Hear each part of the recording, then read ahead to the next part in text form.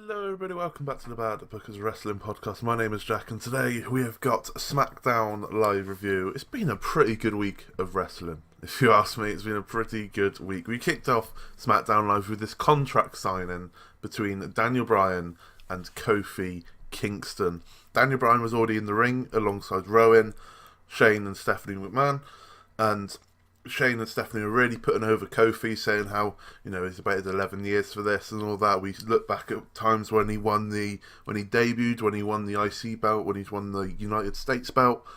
And then we introduce Kofi and the rest of the New Day, Big E and Xavier Woods. They go around, they kind of milk it in a little bit, jump into the ring. Big E's hugging everyone, hugging Shane and Stephanie, and then Kofi jumps back out with the rest of the New Day and they run back round to the ring. And then Kofi jumps on the mic and says, for 11 years, all he's wanted is a chance. And next Sunday at Fastlane, he's finally got that chance and he will beat Daniel Bryan to become the new WWE champion.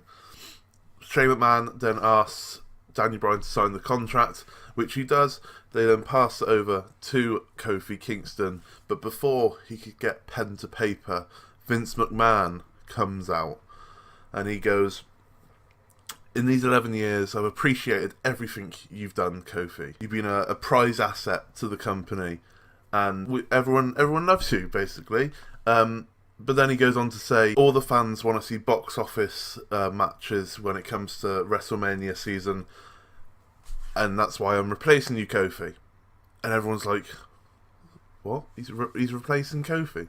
And he goes, I've found someone more qualifying, more deserving of this place at Fastlane for the WWE Championship. And that man right there is Kevin Owens. The return of Kevin Owens has happened. He goes down to the ring. He signs the contract. At Fastlane, we will not get Kofi versus Daniel Bryan. We will get Daniel Bryan versus Kevin Owens for the WWE Championship. Now, this almost certainly means Kofi's going to Mania for the WWE Championship, surely. This almost certainly means that Kofi's winning the title, surely. Surely. When it comes to WrestleMania season, WWE do not mess around.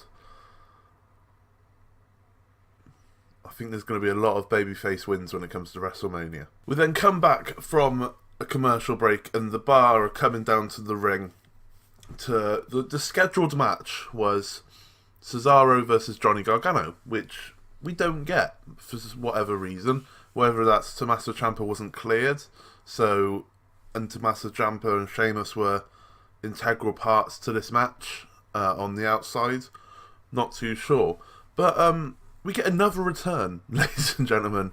We get the Bar versus the Hardy Boys. Matt Hardy and Jeff Hardy. Matt Hardy we haven't seen for God knows how long. I can't even think how long we haven't seen Matt Hardy. I can remember them at the Greatest Royal Rumble. Was that after Mania? That was after Mania, wasn't it? So maybe like a month or so after that. Oh, Christ, I don't even know. The return of Matt Hardy in their home in Carolina, which is their home state. I think they're in Charlotte and they're from Cameron. Definitely didn't need to look that up. Cameron, North Carolina.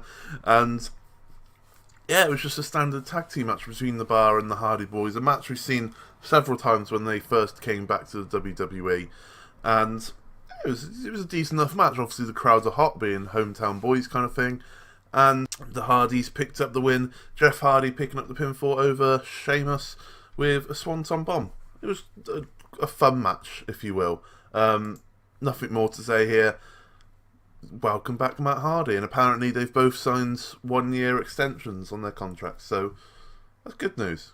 Our next match of the evening, saw R-Truth come out and say that ever since he was a young lad, he's always looked up to one person, and he's always wanted to be just like John Cena. Haven't we all? I mean, are you not older than John Cena, Truth? You keep on doing you, Truth. You keep on doing you. This open challenge was answered by Andrade. and then answers by Rey Mysterio. Andrade and Rey fought on the ramp and both jumped in the ring, and R-Truth said, I don't know what to do now. There's two of you. What would John Cena do? And Carmella goes, well, John Cena would probably face both of them, to be fair. And he's like, damn, he brave. He brave. And R-Truth goes, all right then, I'll face... I was going to say, you can both go away. I wasn't going to face you, but go on then, I'll face both of you. And I was almost certain we were going to see a title change here. But we didn't, unfortunately. There was a lovely Doomsday Hurricane Rana from Rey Mysterio to Andrade. Every time they get in the ring, it seems fresh, and I love it. It doesn't seem like they've had, 3 singles matches now, and now part of this match. It doesn't feel like it. And plus, they've spaced it out quite well. Surely, it's going to be Andrade versus Rey at Mania. Surely it's going to be Andrade versus Truth at Fastlane. Surely. That'd be really nice. To be fair, even if they don't have the title, just give them a match at Mania. It doesn't necessarily have to be for a title, but adds a bit more oomph to it, doesn't it? And adds a bit more, I don't know, momentum to the match, I guess you can say. No, the US Championship's not the brightest shining title at the moment, but it's still a title, isn't it? And if it means that Andrade gets put over by Rey as the next big Mexican lad, then it doesn't really matter. But yeah, R-Truth rolling up Rey Mysterio in this match to retain his US Championship. I guess it makes R-Truth look bloody strong, to say the least. It makes him look incredibly strong because he's beaten 2 fantastic wrestlers. So we'll have to wait and see what happens there, and have to wait and see if he faces anyone at Fastlane. I hope so, considering he wasn't at Elimination Chamber, and things happened at Royal Rumble between Nia Jax. We then have the actual hometown girl of Charlotte Flair in Charlotte, North Carolina, and the crowd are a bit like, are we supposed to be cheering her? She is from our hometown, but we don't like her because of Becky Lynch. And she comes out and says that once again Vince McMahon has made the right choice for Fastlane, replacing Kofi Kingston with Kevin Owens, much to the annoyance of the crowd, obviously.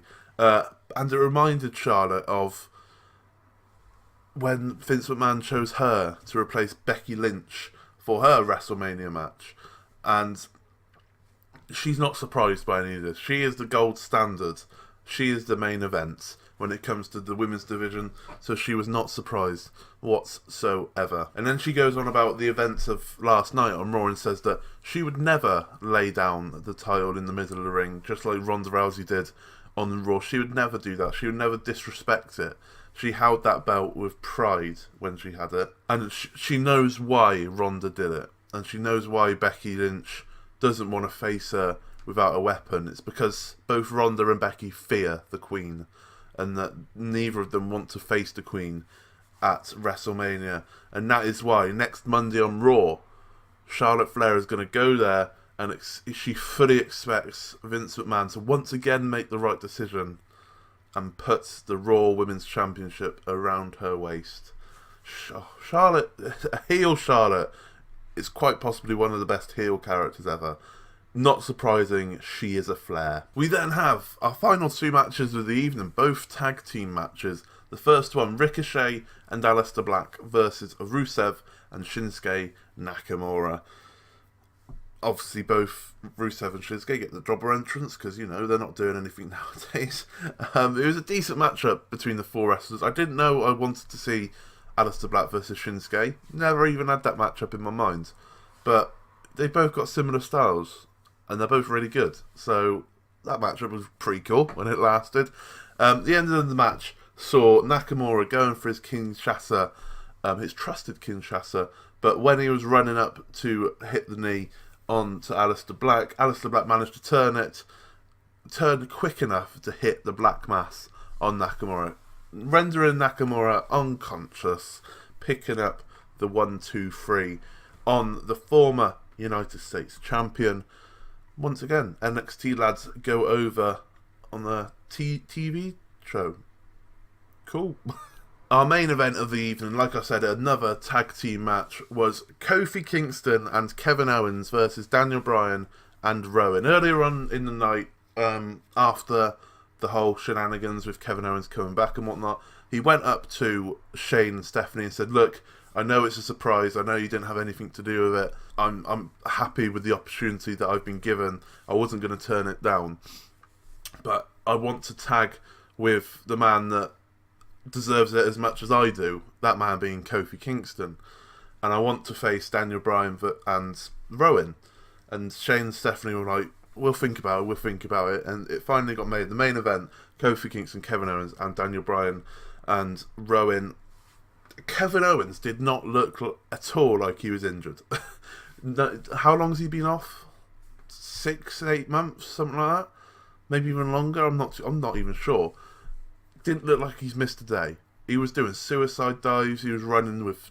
He's lost a bit of weight behind him, and he was looking rapid in the ring. To be fair to him, he just looked like an improved Kevin Owens, which is mental to say because Kevin Owens was amazing at the start, but this injury seems to have helped him a lot, and it was incredible to see. And it makes me think now that.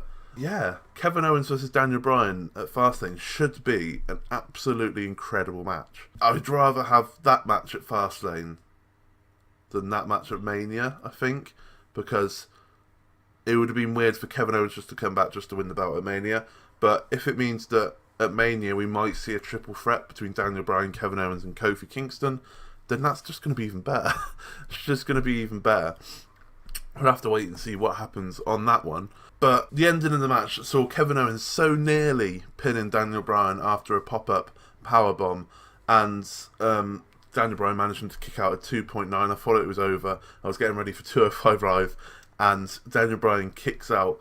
Kofi Kingston then gets all picked up. Or basically, Rowan dragged Kevin Owens out of the ring, threw him across the announce table, was going on a mad one. Kofi Kingston was up on Rowan's shoulders, but Kofi Kingston managed to push Rowan into the ring post, and then Kofi jumped up onto the top, not from the bottom, bloody hell, jumped onto the apron, up onto the top rope, and then did his trust fall, which he does, onto Rowan, and the camera then pans back into the ring, and Daniel Bryan was about to do his running corner kick things, and Kevin Owens moved out the way and hit a Stone Cold Stunner on Daniel Bryan, which finished the match, which... Obviously, we've seen Kevin Owens do stunners before, but it's never finished the match. So it was really nice to see a stunner finish the match once again. And that was... Nothing happened after that. They both celebrated in the ring. They were all happy and whatnot. Kofi still looking bemused about what happened earlier in the night. So yeah, it was a really good SmackDown Live, to say the least. That's why I said it's a really good week of wrestling. If there was a pay-per-view this week... I'm sure it probably would have ruined the week somehow. We also missed the Lacey Evans catwalk in there. Don't forget. It always happens every week. SmackDown Live, I'm going to give it a 3 3/4 stars. Raw, I said I was going to give a 3.5 star. I upped that later on in the day. I upped it to 3 stars and 3/4, and I'm going to give SmackDown 3 stars and 3/4 as well, because they're both equally as good, I reckon, and they were both good, which doesn't usually happen that often. But anyway, if you did like that, please leave a like on the video. It means a hell of a lot. Please subscribe. Closing in on 100 subscribers. 2 away, I think, is time of recording, which is incredible. So yeah, subscribe if you please. Comment down below on what you thought on SmackDown Live. What do you think of this Kofi situation? Is he going to win the belt at Mania? Bloody hope so. Thank you very much for watching.